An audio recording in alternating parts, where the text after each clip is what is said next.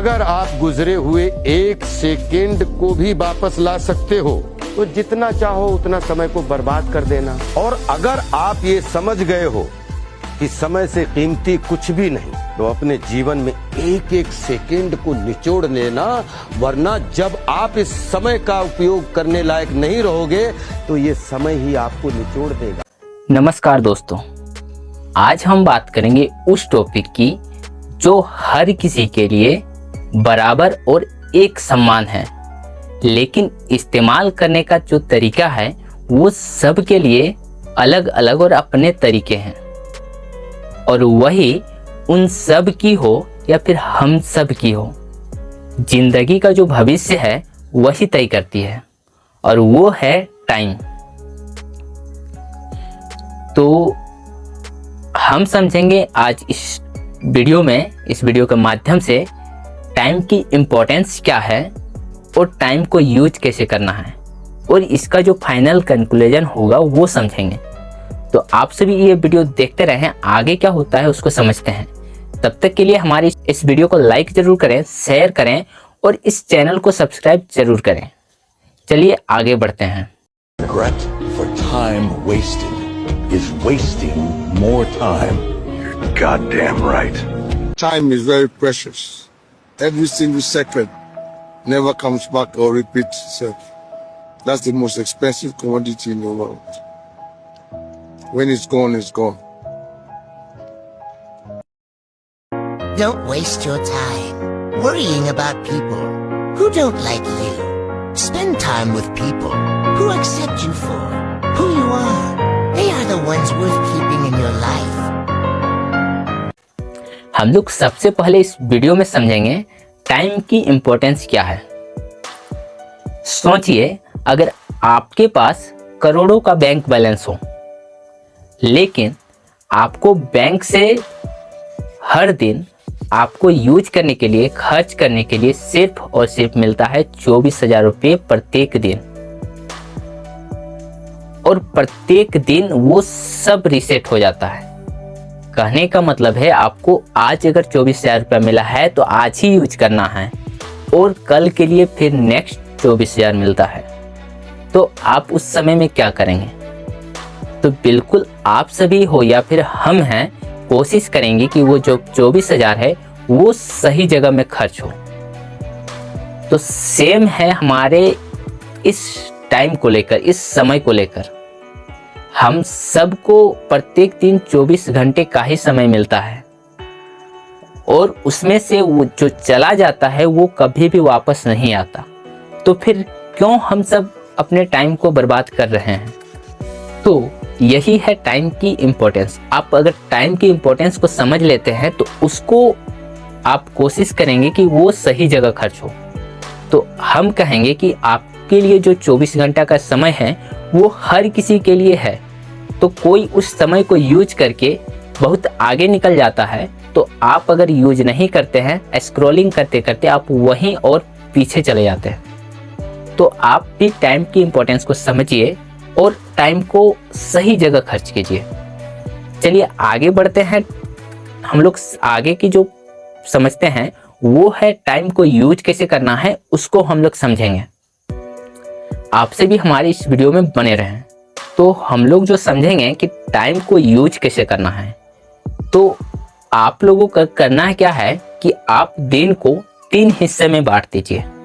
पहला आप अपने जरूरी कामों के लिए, दूसरा अपने ग्रोथ के काम के लिए, और तीसरा अपना रेस्ट करना है और फैमिली के लिए टाइम।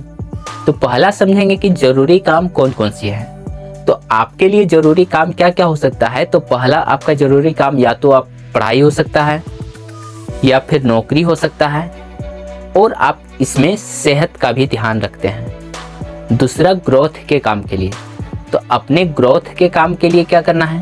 तो आपको नई नई स्किल्स सीखनी है पर डे। जितना भी आप टाइम देते हैं नई स्किल्स के लिए, आपको वही नई स्किल्स आगे आपको बेहतर बनाती है। दूसरा आपको करना है ग्रोथ के लिए, वो है आपके लिए किताबें पढ़ना। जिससे आपको सीखने के लिए मिलता है वो आप जरूर किताब पढ़ें, उस किताब को आप जरूर पढ़ें। जहाँ भी आपको किसी भी किताब से, किसी भी बुक से आपको कुछ समझने के लिए, सीखने के लिए मिलता है, उस किताब को आप जरूर पढ़ें।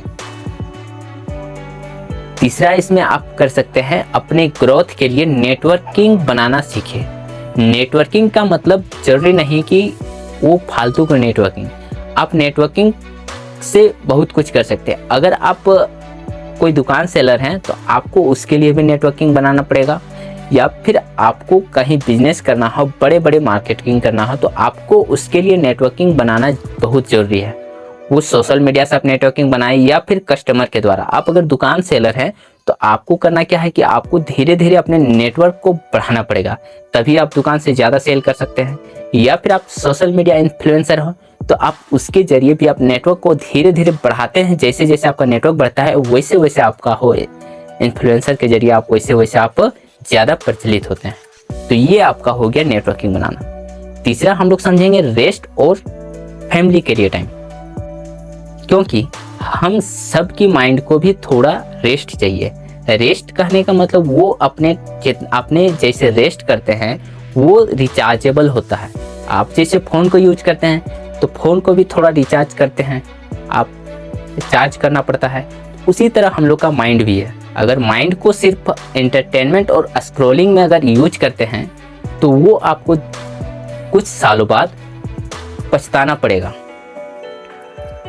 वो हर किसी के साथ होता है, वो आपके साथ भी हुआ होगा और वो मेरे साथ भी हुआ है।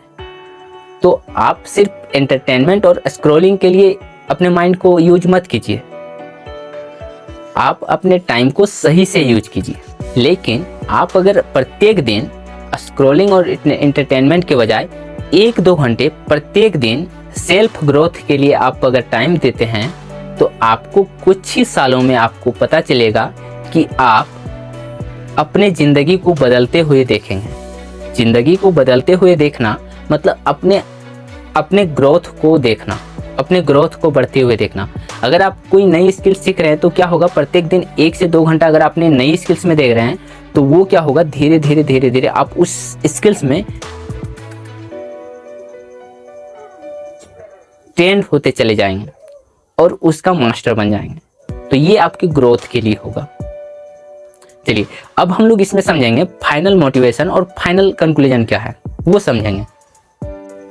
तो याद रखिए, time is not money but लेकिन टाइम इज लाइफ। जिसने टाइम को सही से यूज किया है वही आगे बढ़ा है। हर किसी, याद रखिए, हर किसी के लिए वो 24 घंटे ही मिलते हैं प्रत्येक दिन। वो आपके लिए भी है, वो मेरे लिए भी है। लेकिन उसी में से कोई बहुत आगे निकल जाता है, कोई करोड़ों कमाता है, अरबों कमाता है और आप वही मजदूरी करते हैं। तो इसके लिए आपको क्या करना पड़ेगा, तो उसके लिए आपको भी टाइम को सही से यूज करना पड़ेगा। मतलब कि टाइम को सही से यूज कीजिए और अपने लाइफ को बेटर बनाइए। आप सभी इस वीडियो को ज़्यादा से ज़्यादा शेयर कीजिए ताकि हर उन सबको टाइम का मैनेजमेंट सही से समझ आ जाए जिसको ज़रूरत है।